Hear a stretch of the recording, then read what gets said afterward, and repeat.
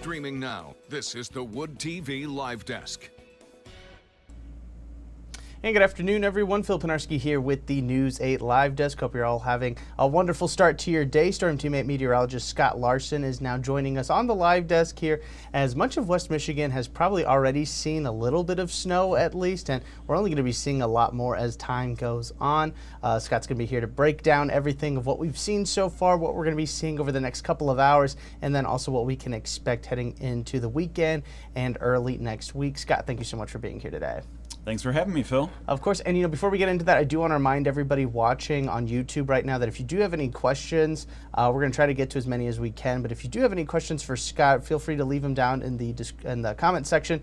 And like I said, we'll try to get to as many as we can. But Scott, first things first, talk to us about some of the things that we have seen today all across West Michigan. Really something that I know you and the rest of Storm Teammate have really been kind of keeping an eye on over the past couple of days. Well, Phil, we've been anticipating this for a little while now, this winter storm. We've seen some very isolated bands of snow setting up, and they've been at their most intense as you move north of Muskegon. You can see a couple of the totals there through this morning. Mears received over 9 inches of accumulation, Ludington at about 5 inches. That was as of 8:15. I did see a photo a little while ago of about 9 inches of snow there also. So some heavy snow has fallen. It's been pretty much contained into Oceana and Mason counties, the northwestern part of our coverage area.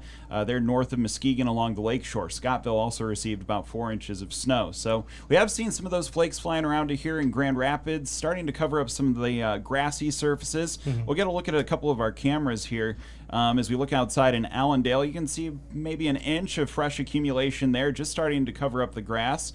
And as we look outside in Grand Rapids, again, we have seen some more snowflakes as we've approached the lunchtime hours here, but looks like that's going to be picking up the pace as we get into tonight, Phil. And that's what we're seeing right now. But like I said, it's really what's coming that we're keeping a close eye on. This is by no means the end of the snowfall that West Michigan is probably going to get. What's really the outlook looking like for the rest of today and into Thursday, Scott? Well, as we go through the rest of today, we are going to see the snow continue to become more intense, Phil. I think especially as we approach sunset later on this evening, that's when we should expect to see the snow really pick up.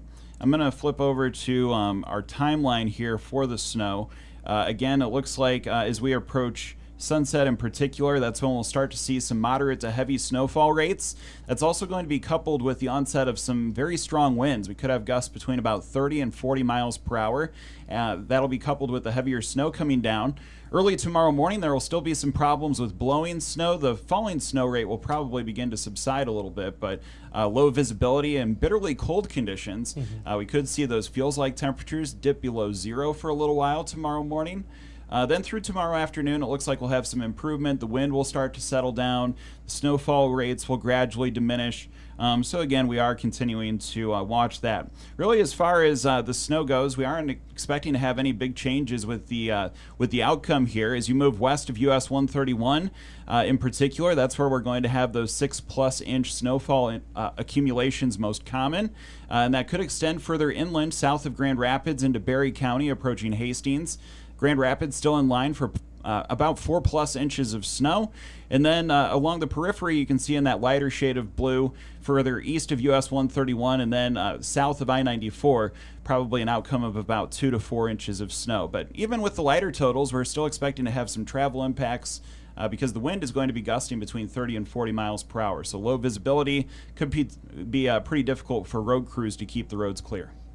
I kind of want to focus now on just these next couple of hours that we're going to be experiencing. You said that even though the snowfall the falling snow might start to diminish a little bit, the blowing snow, the cold temperatures, high winds, all of that stuff really playing into what could potentially be a pretty dangerous commute on Thursday. Is that safe to say? Or really what are sort of the impacts that we might be feeling just from this snow storm in general?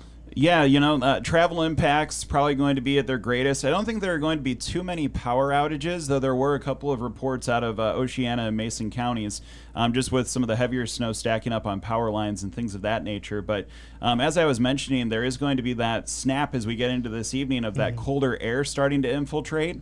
And with that comes the wind. You can see on Wind Gust Futurecast at 7 o'clock tonight, We'll have gusts ranging between about 30 and 40 miles an hour, and it really takes a while to ease off. There at 5 in the morning on Thursday, we'll still have gusts around 35 miles per hour in Grand Rapids. It's not really until we get to tomorrow afternoon that we'll start to see the wind diminish. So again, even as the snowfall rates fall apart later into the day tomorrow, that wind is still going to be certainly feeling cold and blowing the snow around. Mm-hmm. And I know this is probably a question best suited for Blake, but Scott, we do have a question from the chat on YouTube right now asking about school closing potentials. I do want to remind everybody that Blake does do these school closing predictions, which you can find on woodtv.com. He's got them throughout whenever we do have these sort of snowy storms and these systems that pass through West Michigan. So highly encourage everybody to check that out. But Scott, I mean, want to weigh in on that at all? Could we potentially maybe see some school closings or some school times affected by this storm? You know, I think it's possible, Phil. I think there could be some delays in particular tomorrow morning. The heaviest snow is going to be falling, I think, tonight, as I showed that disturbance roll through near 7 o'clock this evening with the gusty winds and the heavier snowfall rates. So that is going to give crews some time to clean up the roads between later on tonight and early tomorrow morning. But again, I think there could be some delays. I know that Blake works on like a 5-point scale. I think that he has a 3 assigned to tomorrow for some of the lakeshore communities. Again, points north of Muskegon have really received a lot of snow. I think that that's probably where there's the greatest potential of having some delays or closures happen, but not out of the question, but I don't think they'll be too widespread as far as the closures go for tomorrow. And again, highly encourage everybody, head on over to woodtv.com and kind of keep an eye on those school closing predictions from Blake over there.